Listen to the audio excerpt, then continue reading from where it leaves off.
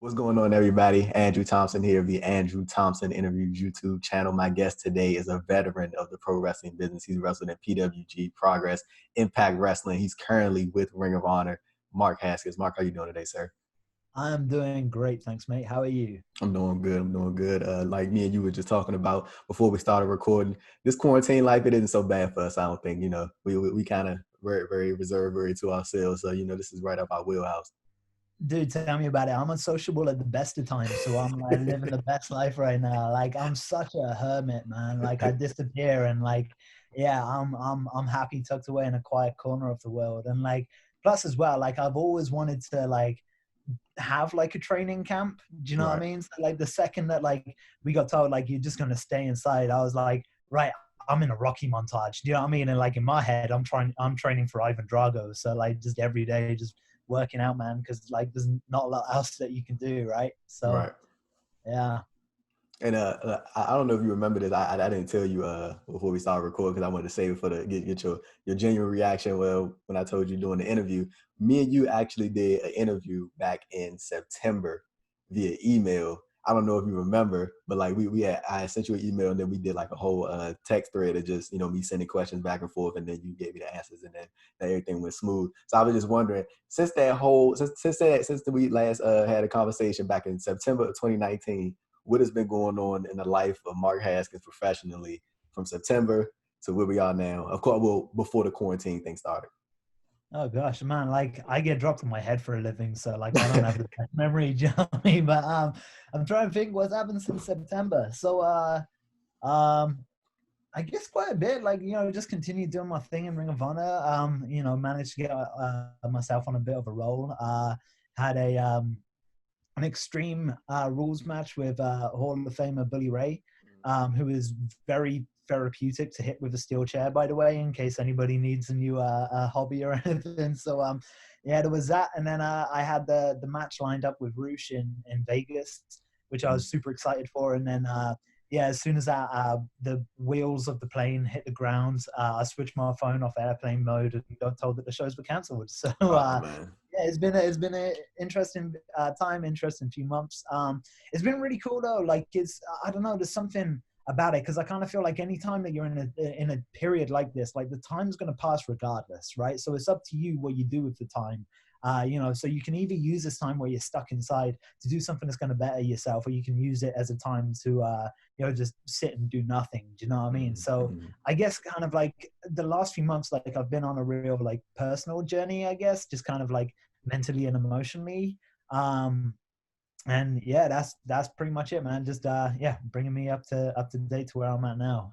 And it seems like for most pro wrestlers, it seems like you guys are just on go all the time because of the travel and all the matches you got to have. It seems like you guys don't really get time to like sit back and self reflect and think about the things that you've done throughout your career. Like, has this time like really allowed you to like sit back and just like look at everything that you've done throughout your career and like just have that moment of self reflection? Yeah, for sure. But it's also good as well because it makes you kind of like think, well, what is it that I want to do? Do you know what I mean? Like Right. sometimes you get on so much of a roll that you kind of like lose sight of almost everything. And then suddenly you almost feel like you just one day wake up and you're like, oh, wow, like years have passed. Like, where am I at? Do you know what I mean? Like, what is it that motivates me now? Do you know what I'm saying? So Right. it's been definitely a time of self-reflection.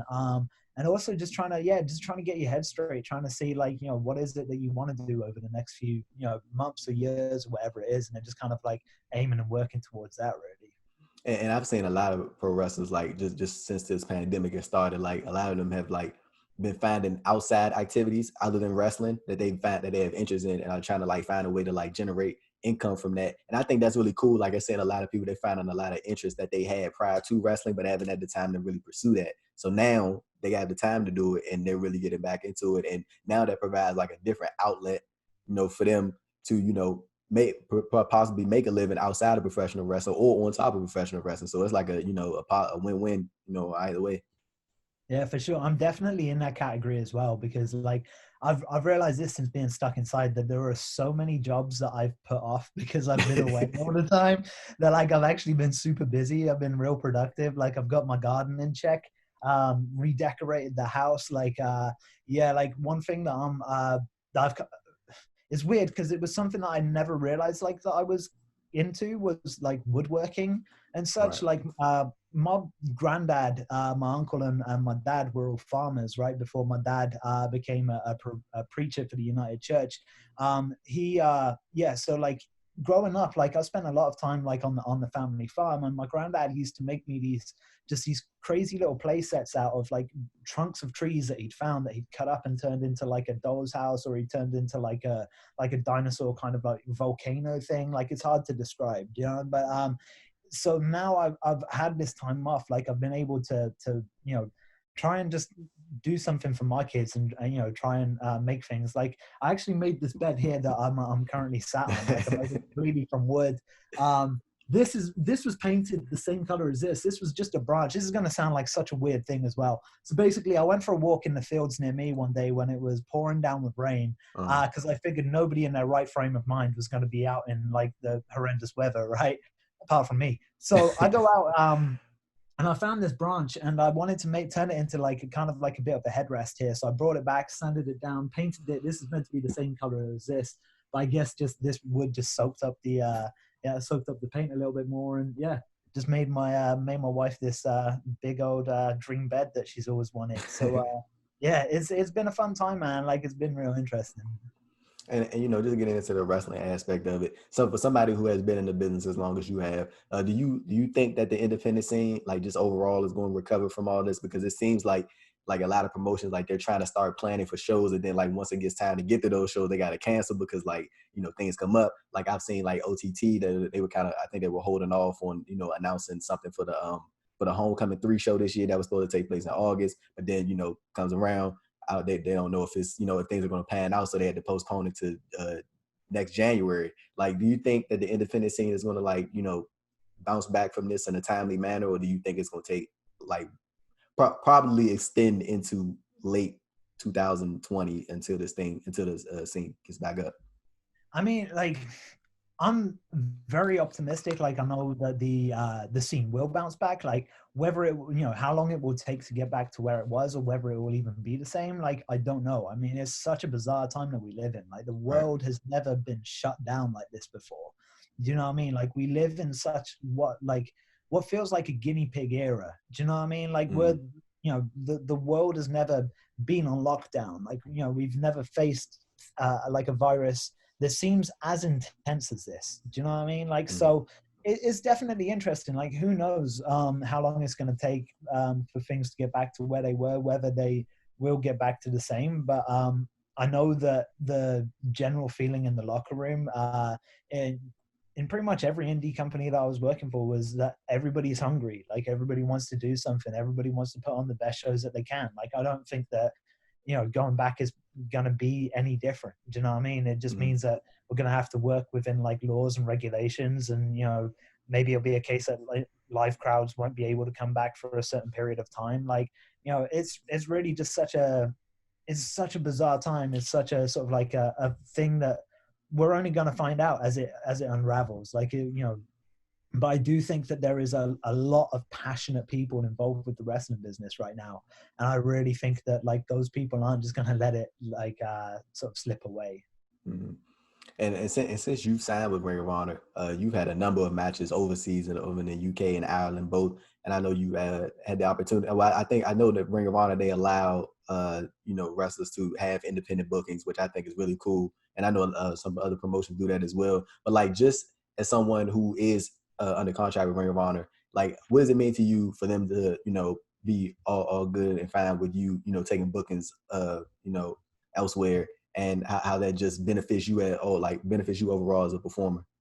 Dude, it's been great. Like genuinely working for Ring of Honor for the past year, 18 months or so now has been one of the best experiences of my life. Like I don't feel that they get the credit that they deserve for how well they look after a lot of talent.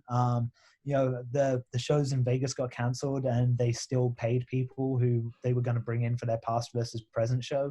They've been super supportive. We have, almost week to week meetings now via Zoom, just to check up and just to see what kind of ideas we have. Like, it genuinely feels like it's a family just trying to trying to keep things going, trying to keep it afloat. Do you know what I mean? Like it doesn't feel like anybody's just there just trying to pick up a paycheck. Like everybody's trying to do the best that they can. And it's super awesome as well that I still get to take whatever indie bookings it is, that I want to take. And that's a really refreshing thing as well. Like, I've been a pro wrestler for, gosh, I think it's about 13, 14 years now. And there's definitely been stages in my career where it's felt like it's become a job, and where like you've had to take bookings because that's your only source of income, and that's what it is that you have to do at times.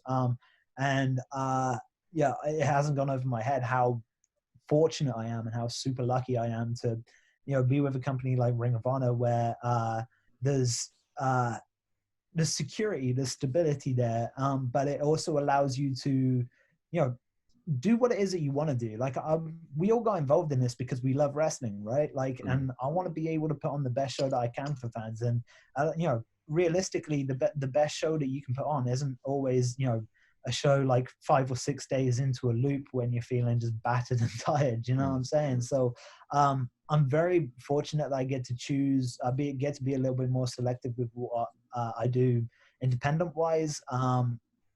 And then just trying to, create a piece of art, I guess, is the best way to put it. Like trying to create something with those indie companies to put on the best show that I can.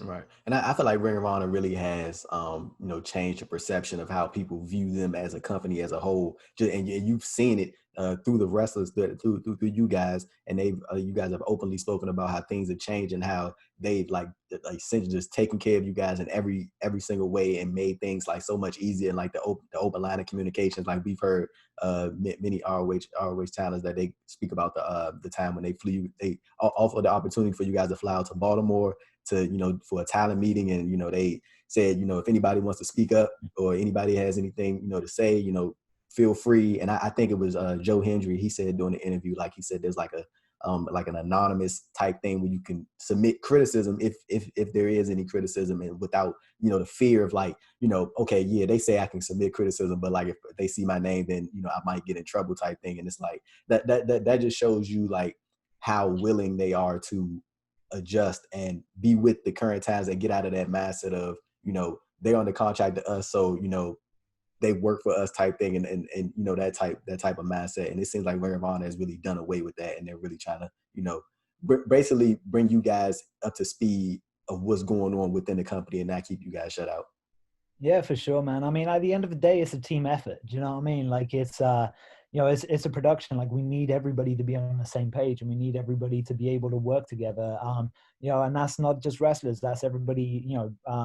The staff in the back, like the guys who help set up the shows. The referees, all the auxiliary roles, like all the people in the office. Like we need to be able to, work within. How can I say it? Like within our sub sort of sectors, but also like together. Do you know what I mean? Right. And yeah, like you mentioned the meeting in Baltimore, and that was interesting because a bunch of people flew in from all over the world. Like, right. We sat down for a few hours. We discussed all these different ideas. Like everybody spoke up, and everybody had like a different point of view. And it all got written down on this across this wall, right? And since then, so many of those ideas have been implemented, and they've taken steps in, towards, well, okay, let's start working on this aspect now, or let's try this idea. Like they're showing how much now they want to rebuild, and they've had to do that so many times. Like Ring of Honor is a company that has built itself up, and then the talent has gone elsewhere, and then they've had to build themselves back up again. And what we're doing now, we're in a stage of rebuild, and everybody is working tirelessly together to try and make it the best product that it can be. Right. And before everything shut down, it seems like you were like having just a stretch of like just great opportunities lined up. Like I know you had previously challenged for the ROH World Title. I think that was a 3-way match, and then you were going to have of course the singles match with Roosh at the 18th anniversary show. You were announced for Super Card of Honor. I don't know if you were going to be a part of the Progress's Super Strong Style 16, but I know that was coming up. Like, and I'm pretty sure they probably would have, asked, so you probably would have been in there too. But how just excited, like before everything shut down, like how excited were you for the forthcoming months? Like, well, not even, it was like the next 2-month stretch that you had that just looked like it was filled with like so many like big opportunities for you, to show what you can do. No, for sure, man. Yeah, it's a super exciting thing, and it's one of those things where it's like, every so often something like that happens. Like I remember, multiple times, like you feel that you can get onto a bit of a hot streak, and then maybe an injury will prevent you or Yeah. stop you, and then that puts you back like a few months. And it's just one of those things. Like, what else can you do? Do you know what I mean? There's no point in being like, upset or angry about it, because that's not going to change anything. But what I can do is that I can work my ass off now that I've been left to my own devices, and then when we come back, I can be a completely different type of cat when things resume to normal. Do you know what I mean? And that's really just what I'm working on now, is like, like I said, that time of self-reflection, like trying to figure out what it is that I want to do, what it is that I want to aim towards, and then just kind of implementing what it is that you need to do in order to get there. All right. Well, was there a particular match or booking that you had that you were looking forward to, like specifically, not necessarily one above the other, but like, was there one that had your eye like from the jump, and you were like, I can't wait until this date so I could face this person, or I could just be in this venue? Not really. No, man. Like I love wrestling, man. Like I Oh love yeah, turning up. okay, I okay. love doing my thing. Like You just love it all. yeah, and Yeah, like it's, okay. I don't know. Like I enjoy kicking Marty Scurll, so anytime I get to do that would be a great day. But yeah, I've known Marty for years, and he is a lot of fun to kick. So yeah, I don't know. Maybe trying to get a match with him again, just so I can let out some frustrations or something. But no, man. Like you said, there was a lot of things going on that was exciting. Like the Supercard of Honor weekend looked like it was going to be mad. Do you know what I mean? Like being out of Florida would have been awesome. Yeah. But it's not to be. But I'm very optimistic, and I'm very excited about where things could go within the next sort of few months to the next couple of years. Now I gotta ask you, am I getting the Mark Haskins exclusive before the ROH Strong podcast? I gotta ask you, because if I'm I gotta get the Mark Haskins exclusive before ROH Strong pulls you up on their website. Right, man. As they now what was about that? So I know you wrestled Session Mark Martina back in February for OTT, and I think that was you guys wrestled in OTT. Just tell me your thoughts about intergender wrestling. Like, what do you think about it? It seems like over the last few months, actually, well, prior to the pandemic, over the last few months, prior to that, it seems like people's opinions about it were starting to really shift more to the positive side, and like those other negative opinions were starting to like shift away a little bit. Did you start to feel that shift in regards to intergender wrestling and your overall thoughts about it? Man, like it's one of those things where I believe like wrestling is art, right? And Mm, art is subjective. It's very similar to like music, right? Like you overall you have music, but you have all these different subgenres, right? Just because one person might listen to say like hip hop or heavy metal doesn't mean to say that somebody who plays classical is crap. It's a completely different thing. Do you know what I mean? right. Like in wrestling, you have your strong style as it is. You have luchadors, you have intergender, you have all these different things, and I think it's something that like as long as it's done well, like I think that's kind of the thing. I don't like there's so many stories that you can tell, and I think that there's a lot of potential to for different storytelling between in an intergender match, and I think it's just kind of fine-tuning it. And a lot of the time as well, it's hard to depict your audience. Do you know what I mean? You can have the most amazing match ever, but if it's in front of the wrong audience, like it doesn't matter what it is. You know what I'm Mm, saying? Like it's I remember years ago hearing about do you know what Butlins is? uh-uh.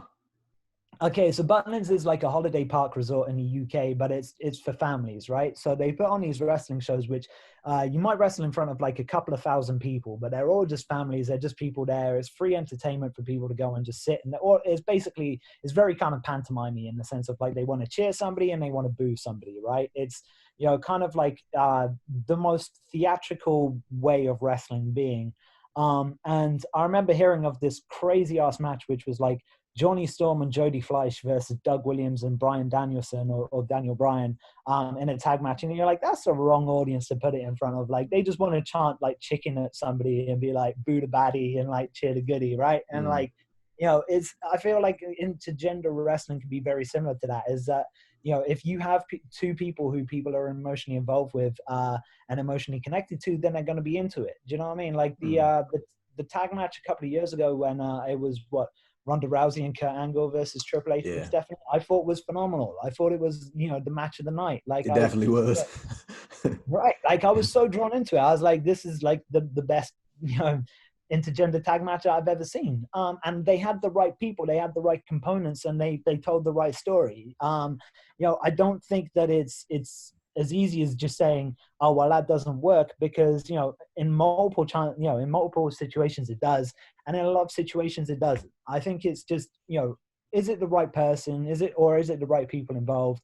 Is it the right story? And is this where things should have gone? Like, I think there's, potential for lots of different things that, could be super exciting. Like, and it's just one of those things where I think, I don't think you can disregard it so easily as being like, that shouldn't happen. Everybody's into something different. It's subjective. Exactly. Like, I remember one thing that's always stuck with me. I spent some time in Japan about 10 years ago now with Neville or Pac. And one thing that he told me that always stuck with me was, like, some people hate the Beatles, right? And it's true. Like, you can be arguably the most successful band ever. There's, like, sold millions upon millions of albums, has in the Rock and Roll Hall of Fame, just, has done something that nobody else has ever done before, and still somebody out there will think that you suck, right? Like, there's always going to be, you can't please everybody. And I think that, I don't think it's as easy just to say, like, oh, well, intergender wrestling's crap or whatever, or like this type of wrestling's crap. It's like, it depends on what it is that the people are into. Do you know what I mean? Like, don't sell meat to a vegan audience.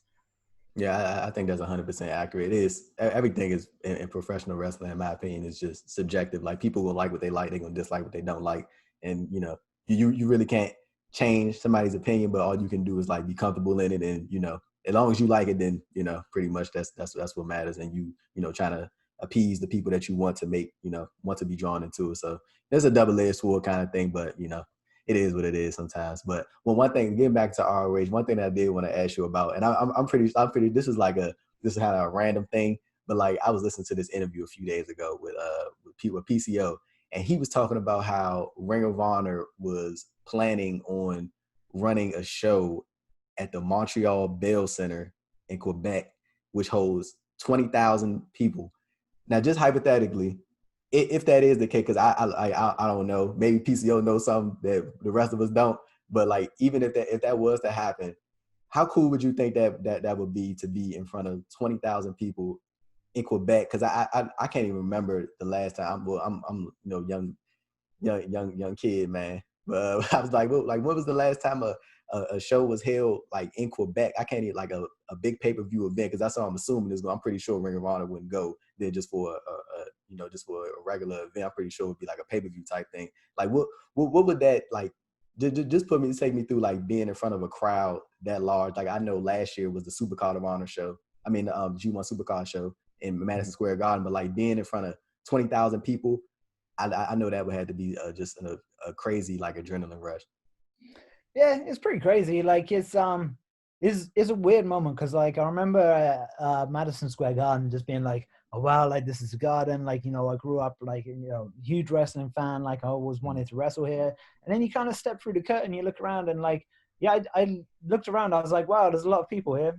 Well, work I go. Do you know what I mean? And, like, and off you go and do your thing. And right. it's super cool. It's awesome. And it's very surreal moment. And it can lead to interesting moments as well. Like, I was trying to blow my wife who was at the show, like, I was blowing her kisses or whatever, and then I realized she was sat in a completely different section of the audience. So I hope I made some fans' night. I say, do you feel like that comes with just the amount of experience that you had, like, the kind of the nerves, like, lessen a little bit, or is it just one of those things where you kind of feel that before you step out the curb for every match, or just with the experience that you tallied up, is it like when you first see it, like how you just mentioned, you was like, wow, it's a lot of people here, but then, like, after that, you're like, okay, time to get to work. Like, is it that type of thing for you? For me, I think it definitely is. Like, I feel like sometimes you kind of have to ground yourself. Like, you have to remember where you are and what it is that what's your purpose, what it is that you're doing. Do you know what I mean? Like, I think that everybody gets nervous, but I think nerves affect people in different ways. Like, when I get nervous, like, it's more of a sense that I'm I'm feeling pumped up, like I'm trying to get my head in the zone. Like it's kind of like the same as if you're going into like a big gym session, right? And you're like, right, I just want to go in there and kill it. Do you know what I mean? Yeah. Whereas like, years ago, maybe like earlier in my career, like, nerves might sort of like get the better of you and you start thinking like, you start doubting yourself, you start like, second guessing things. Like that's not necessarily the case anymore. Like I'm a lot more confident in my own abilities, but also just like it's a case of mindset. Like it is whatever it is that you want it to be. If you want it to be like, this big, like, holy cow, crazy, moment, like, of course, that's the way that it's going to be dressed up in your mind. Like, the way that, a lot of the time that I just kind of, I think of things is just trying to like, remember there is a job at hand. Like there is something that I got to do. Do you know what I mean? Like, and I've been there, tons of times, like where you go into a big opportunity and you're like, you're kind of freaking out a little and you're thinking like, what if I'm not good enough? And then you have to remind yourself, like, it's wrestling. Like I can wrestle, to some extent at least. Like, do you know what I mean? So like, just go out there and show them what it is, do you the best that you can, and show everybody what it is that you're capable of. Just put in a good effort and make a name for yourself. Well, we spoke about the changes obviously in Ring of Honor, and I know I just know like within that comes like more like looseness backstage and like things have like more free flowing and like fun. Like, can you share me like any funny moments that you guys have had over the past couple of months? Things that immediately come to mind and like make you laugh. Oh gosh. Yeah, so I found this hilarious, although Marty didn't. So basically we had a show in San Antonio, and he had the worst upset stomach ever, right? Like he was telling me, he was like, oh, I think I got flu or something, like down in Mexico. And I was like, okay. And the match before us was just sort of finishing up, and he really needed the bathroom. And I was like, don't worry, mate. You've got time. I'm going to take a lot of time with my entrance. Like, I'll buy you some time. You go, if you need the bathroom, you go, right? He's like, oh, thanks, man. I appreciate it. I'm like, yeah, man, no problem. As he walks away, like, I have never hit the ring quicker in my life. Like, the Ultimate Warrior couldn't have caught up with me, right? Like, I'll storm to the ring, in, arms up, arms down, turn around, face the entranceway, like, give them no reason to keep a camera on me. His music starts playing, and, like, apparently he literally just got to the bathroom and sat down as he hears, like, his opening music play. And, like, I'm in the ring and I'm smiling, and, like, I think everybody else was like, yeah, where's Marty? He's really making him wait for this intro tonight. Do you know what I mean? And he finally comes out, and we have the match, and I found it funny, if even if he didn't. I said, I know that probably had to be the most frustrating thing. Like, as you told him that, and then like once you guys go, was he like? He wasn't upset at it, was he? Like, was he like just like it is what it is now? I think he just kind of rolled his eyes. He's like, oh, Haskins, you know what I mean? Like this again. Like I've known Marty for years. Okay. He's That's been one good. of my closest friends. Like, yeah, like years ago, I used to sleep on his couch, and like we used to train together. So yeah, he when he moved out to uni, he was based down in Chichester, and we used to train in Portsmouth, which was about sort of 20 miles away. So yeah, I'd travel down, I'd spend time at his place. Like we'd work out together, like we'd eat together, we'd go train in a ring together and stuff. And we did that for about a year. So, he's one of my closest friends at that point. So, yeah, I'm just a pain in the ass to him. I had recently came across this video on Haspats Network with you and Drake Maverick, also known as Rockstar Spud. You guys were in a hotel. It looked like you guys were in a hotel room just laughing, joking it up. What do you think about his current situation right now? I don't know if you've seen it, but like he got like released from WWE, but they're still keeping him like on TV on NXT. And he's like, right now, he's in the finals of the Cruiserweight title tournament. Like, and he's going to be wrestling next Wednesday for the belt. Like it's kind of like a bizarre situation. Like, and I kind of like my gut is telling me like they brought him back because I don't think they would like be just having him on TV if he wasn't some type of mutual agreement. But like, what do you think about his whole situation right now? I don't know if you've been able to see it, but that's the gist of it. Spud is a smart guy, right? Very. Like he's been one of these guys who's like he clued up very quickly, because I remember when he started out, he used to really go out there and physically I wouldn't say damage himself, but he put his body on the line. Do you know what I mean? He was willing to do crazy things. Like I've seen him jump off of balconies onto people or whatever. Like he was one of those guys who kind of would always go out there and risk his health, literally, like, you know, in big ways to entertain people. And then he kind of smartened up and he changed that. And he's very much like a chameleon. Like, he'll always try and make the best out of every opportunity that he gets. And then that's something that's like very refreshing. Like, you know, it's too often people, I think, get disheartened with, you know, if they're not in the right place or they're not doing the right thing. Whereas he's always a guy who's made the best out of every opportunity that he can. Right. And I think that the fact that, like, I didn't even know that he was in the finals. Like I said, like, Yeah. I'm a complete hermit, man. Like, you know, I barely stay in touch with anybody. Like, I disappear under a rock somewhere in a quiet, like, corner of the world. And yeah, but it is very. I'm super glad to hear that he's doing great. And I hope it works out for him. You know, he's like I said, he's a smart guy. He's managed to take something that I think maybe, you know, he managed to take a negative and he's turned it into a positive. Like, I think he's one of these guys who they've only now seen just how good he can be because he's taken something that they anticipated would probably, you know, potentially be the end of him. Right. And he's managed to turn it around and really make something out of that. And yeah, my hat's off to him. Yeah, I'm excited to see what's going to happen next week. I kind of got a feeling he might end up winning the tournament. You know, it'll be a great moment for him, you know, a great opportunity. But, you know, opportunity that you had as well. We talked about the ROH World Title match that you were going to be having at 18th anniversary. You were also going to be in the ROH Pure Title tourney until everything got shut down. You would be in there with Jonathan Gresham, Yuji Nagata. Just tell me, like, how excited you were for that opportunity to be able to share the ring with so many different talents. And then you know, just that clash of styles. And I know the Pure Title tourney just represents just the pure professional wrestling in the ring, and, like, you know, nothing else. It's all about, you know, what you can do inside the ring. Just tell me, how excited were you about that opportunity?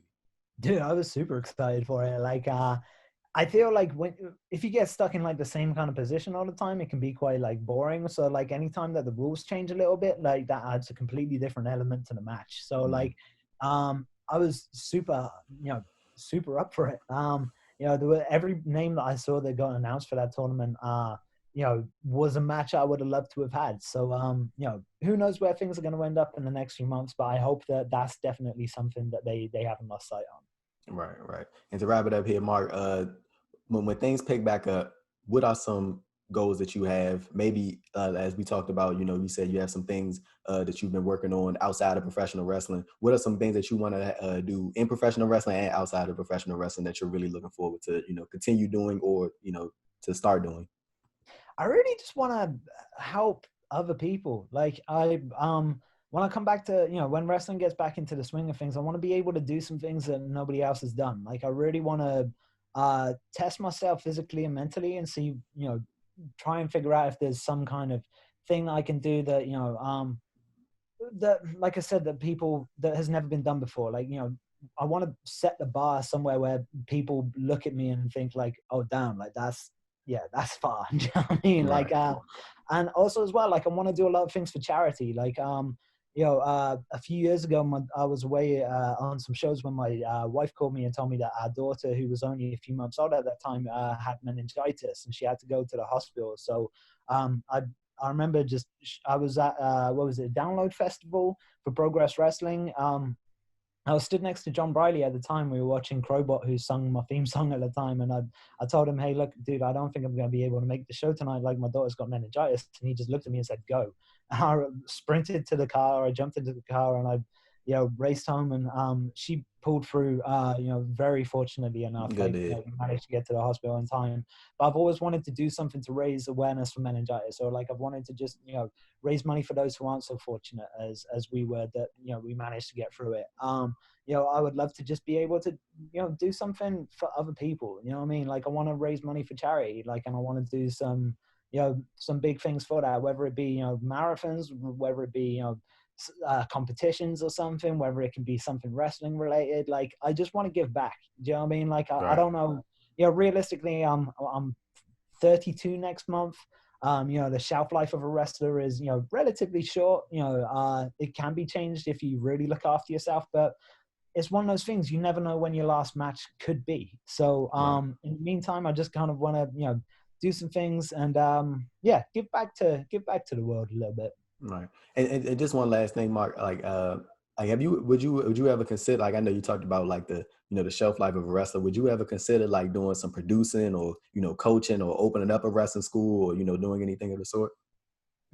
Yeah, definitely. With the amount of arguments I've had with bookers over the years, like I would love to think I knew something. So like, I guess kind of like putting that to the test at some point. Right.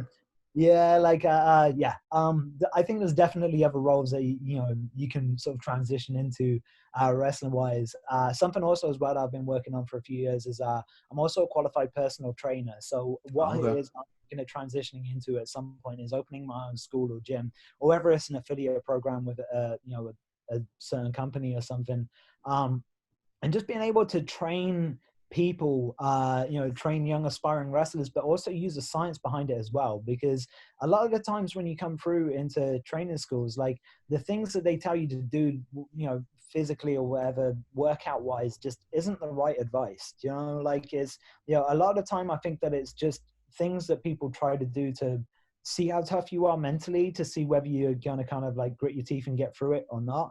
But I also feel that like in a lot of regards that can be quite detrimental towards people's sort of long-term career. So yeah, training aspect is something I'm definitely salivating at the prospect of. And yeah, it would be nice as well to have your own kind of like little gym that you can go into and have whatever equipment that you need, and just being able to live out your days doing something that you love. Right. Would you want to open that? I keep saying last thing, but that stuff keep coming to my head. But would you want to? Oh, Keep going, man. Yeah. Would you want to open that school in the UK or would you want to open it in the States? Dude, like I'm still based in the UK at the moment. Right. I'm not opposed to opening it anywhere in the world. If it's the right place, if it's the right life, like yeah, definitely. Things have kind of changed a little bit from now to when I was in my early 20s. Like I've got a wife, I've got 2 kids. Like I have to look at what the best future for them is before I decide what it is that like I want to do professionally. So that will obviously be a contributing factor, but it's also finding that work-life balance, man. Like sometimes you can, push yourself so far that, one thing is more sort of, one side of things is more focused on than the other. And it's just trying to find that balance for everybody, finding whether it's, finding something that's right that fits everybody's needs. So if How is that's that? in America, it's in America. If it's in Japan, it's in Japan. If it's Thailand, UK, Norway, wherever it's going to be, man, I'm going to give it my best. How has being a dad changed you professionally and personally? Like, has that like really elevated you and made you step up your game as far as like, being a pro wrestler, and made you like give you that like thing of like, I got something to fight for other than myself now? Oh, for sure. Yeah. And it changes your mindset in a lot of things as well, because like too often you end up being the parent of a situation. Do you know what I mean? Where you have to like call 2 people in and you have to play dad and you have to, tell them off. Like, but I'm joking. That like rarely ever happens, but like, Right. yeah, it's, it makes you reevaluate things as well. And I think it's kind of good because like, even if it is that you don't necessarily get what it is that you want out of a show, like you can sometimes go into something, you've got this great idea in your head and like you try and explain it to everyone and everybody just shoots you down and tells like you're like, oh, well, if this doesn't work out for me, like at least I can go home and I'm still like a hero to the people who mean the most to me in the world. Do you know what I mean? And it's also very yeah, it does put a little bit more pressure on you, especially with my daughter, because I work out in the garden. She sees me training and she's started training now as well. Like the other day, she took a bunch of my workout equipment and set up a little circuit for herself. Okay. And it's the most cutest thing ever, because she sees me doing like a farmer's walk, like carrying 2 big jugs of water, sort of like up and down the garden. And then she'll find like a bottle or something and she'll be carrying it up and down the garden. And then suddenly you hear her grunting and she's doing push-ups on the floor or something. And like, it's one of those things where like she's, I don't know, like to her, like I'm like a superhero. Do you know what I mean? Like I'm like a Superman. So yeah, it does put the pressure on in the sense of like, okay, now I have to train harder because I don't want her to look at me and be like, come on, dad, you can do better. Do you know what I mean? So yeah, you never know who's watching, man. And that's the thing, is like, there could be 100 people, there could be less in the audience. But if that's 100 promoters, like, you just never know who's watching, dude. So always give it your best effort. And I'm gonna keep it to my word here. Finally, the last question I want to ask. So I was at Ring of Honor's Free Enterprise show this past February where you wrestled Alex Shelley, and it seemed like you guys had like really, really great chemistry. Like, was that your first time wrestling Alex Shelley, or have you guys wrestled before? We've wrestled a handful of times. Okay. One of the some of the time that I was in Impact Wrestling, we had some house shows throughout Europe, and I think it was him, myself, and Austin Aries. We had triple threat matches. I think, yeah, on the loop, however many shows that was in a row. Yeah, I remember wrestling him out in Orlando, Florida, maybe a couple of times. But he's a guy who, he's a great dude. He and I are very much into similar things outside of wrestling, away from that, like from a training aspect. So, and he's a guy that I felt as well, like I never got to do what it was like I really felt we could do. And I felt like you got a glimpse of that at the match at Free Enterprises. I just feel like he's a guy, he's like a mature wine. Do you know what I mean? He just, he's matures with age, and he's, just gets better and better. So, I'd like to think of myself as, the same to some extent. So, who knows? Like, I'd love to have a little series of matches with him and see what it is that we can, we're truly capable of. There it is, ladies and gentlemen. So, everybody, I'm Andrew Thompson of the Andrew Thompson Interviews YouTube channel. This is Mark Haskins. Mark, let the people know where they can follow you on Twitter, Instagram, merchandise store links, anything you want to plug. Maybe a future endorsement for that wrestling school that's going to open up, maybe. So, so anything you want to plug, the floor is yours. Oh, for sure, man. So Twitter and Instagram is @thisishaskins. You can find me on Facebook as well. And also any merch needs, go to wearehaskins.com. My wife as well is an absolute beautiful, stunning lady. She has an OnlyFans, which is onlyfans.com/Vicky Haskins. So support our kids by looking at pictures of my practically nude wife. So, yeah. And for those of you who don't remember Vicky Haskins, she slapped the hell out of Bully Ray on the ROH show last year. I remember that vividly. I can't remember what show it was, but I know she did it. I remember it. Bully Ray's face was red. It's like I never saw somebody's face that red, but it was crazy. But again, Mark, I want to thank you for your time. Everybody, I'm Andrew Thompson. This is Mark Haskins, and we are out. Peace.